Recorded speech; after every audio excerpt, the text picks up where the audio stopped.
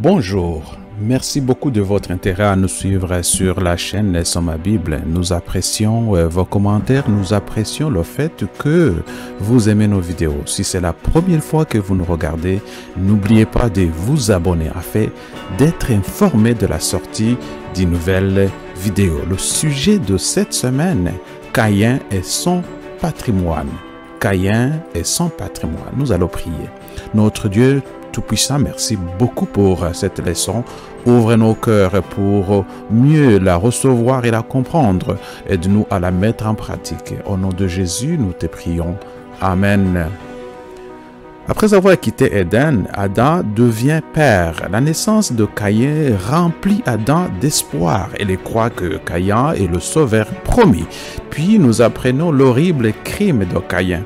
Il est difficile d'imaginer ce qu'Adam et Ève ont dû ressentir en apprenant que leur premier-né Caïn avait tué son frère Abel.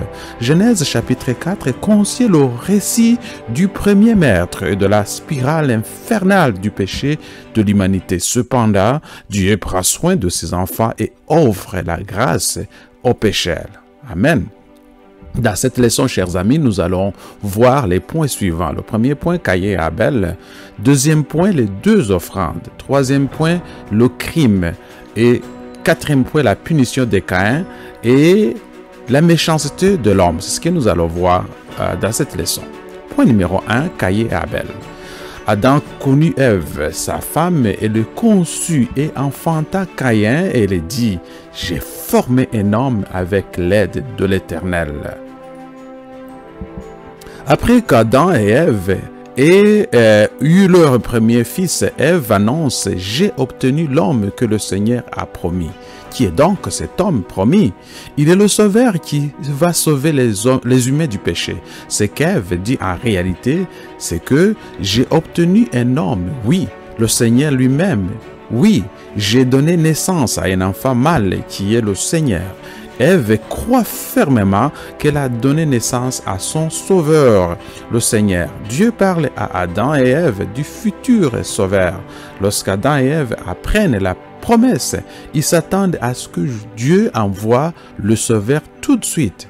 Adam et Ève sont donc très heureux lorsqu'ils ont un petit garçon. Ils espèrent que leur fils sera leur sauveur promis. C'est lui qui va bien évidemment écraser la tête du serpent.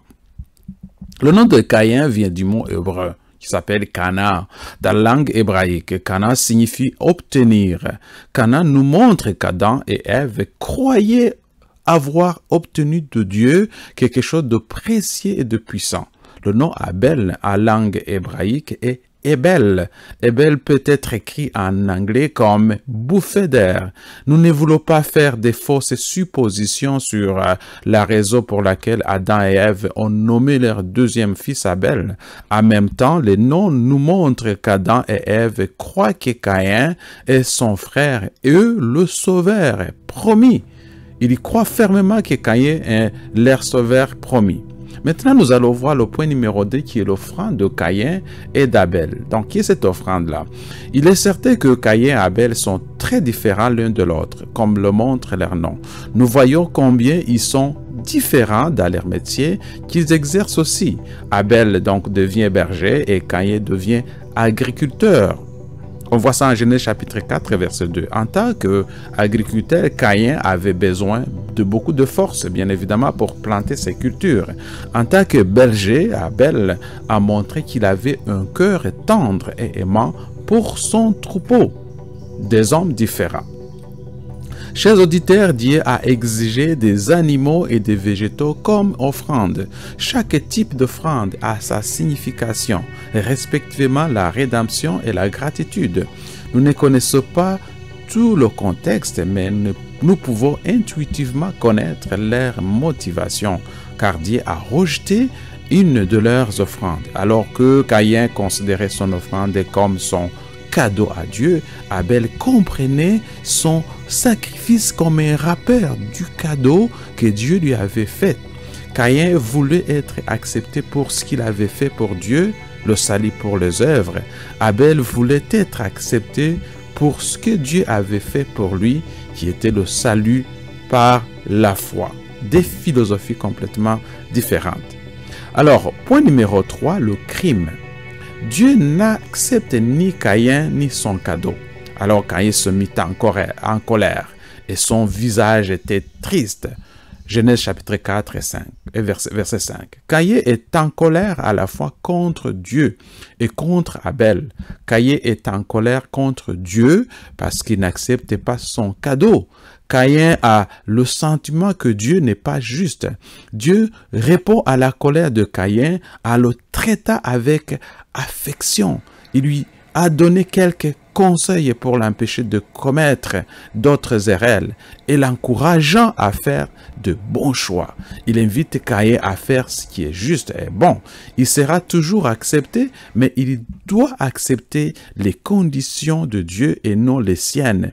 Il a également encouragé Caïn à surmonter le péché.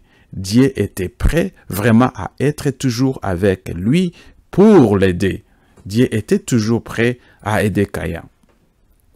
Dieu montre à Caïn que la véritable raison de son problème est le péché qui se trouve au fond de son cœur. Une fois encore, Dieu montre à Caïn qu'il doit changer.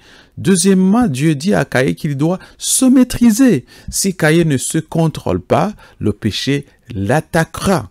Le péché voudra te contrôler, a dit Dieu, mais tu dois te contrôler toi-même. Caïn devrait donc contrôler ses pensées et ses sentiments. Chers amis, une question vous est posée.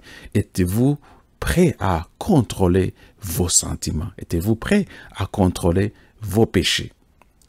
Voilà le châtiment de Caïn. C'est quoi alors la punition de Caïn, qui est le point numéro 4?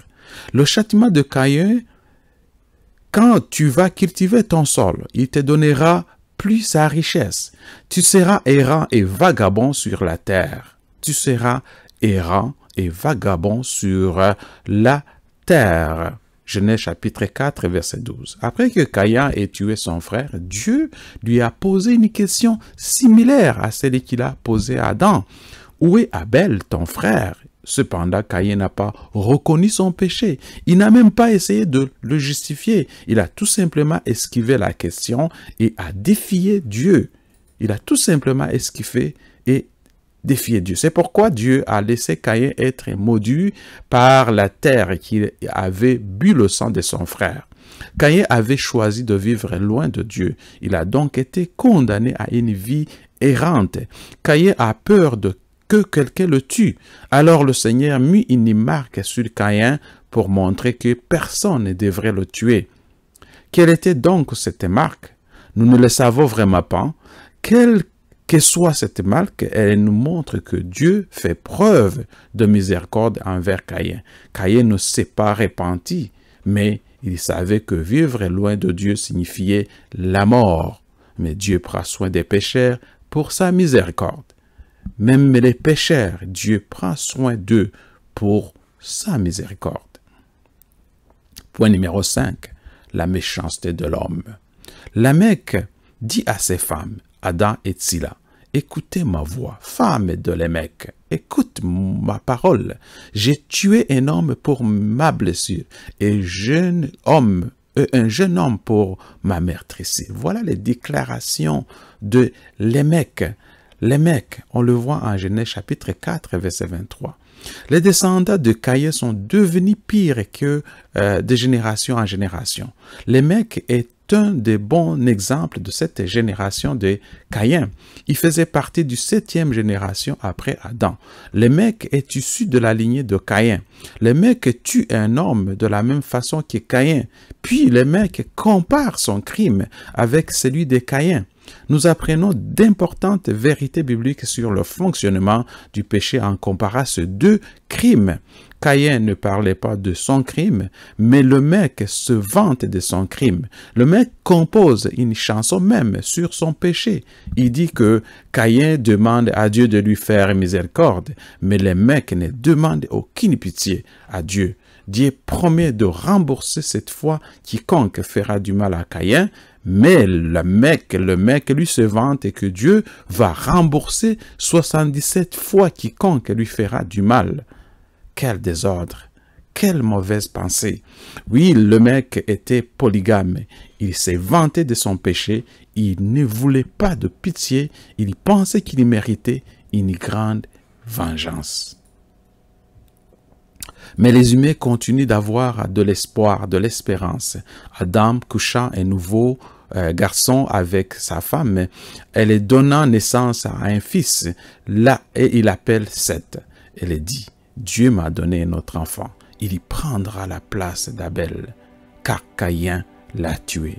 Ève avait la foi que le libérateur viendra par la descendance de Seth.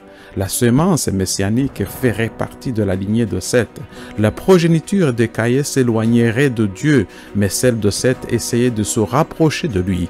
Enoch faisait également partie de la 7e génération depuis Adam. Mais son expérience contraste étonnamment avec celle de son cousin, Lémec. Nous sommes des enfants de Dieu. Limitons donc, nous devons imiter Enoch et marcher avec lui chaque jour. On voit que le Caïn, la progéniture, continue de se dégénérer au fur et à mesure. Ils ne se convertissent pas, ils ne deviennent pas bons, ils deviennent pire en pire. Mais on voit que la génération d'Enoch, contraste complètement avec la génération de Lémec. Que Dieu vous bénisse, que Dieu vous garde. C'est la fin de cette leçon. Veillez s'il vous plaît, partagez cette leçon avec vos familles et restez fidèles à Dieu et il va vous bénir. Que Dieu vous bénisse. À la semaine prochaine.